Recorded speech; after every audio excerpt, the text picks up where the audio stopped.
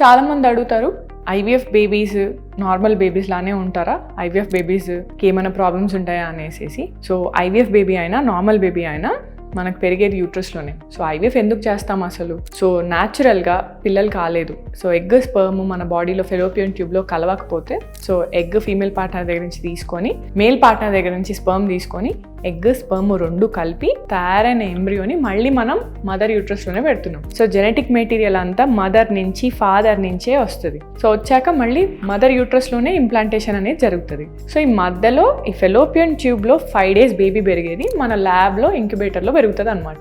So mother నుంచే blood supply వచ్చి baby అతుక్కుంటుంది, growth అంతా యూట్రస్లోనే పెరుగుతుంది. కాబట్టి సో ఐవీఎఫ్ బేబీ అయినా న్యాచురల్గా వచ్చిన బేబీ అయినా ఏమీ డిఫరెన్స్ ఉండదు. కొన్ని బేబీస్కి కంజెంటల్ అబ్నార్మాలిటీస్ ఉంటాయి. సో అవి జీన్స్ వల్ల వస్తాయి అన్నమాట.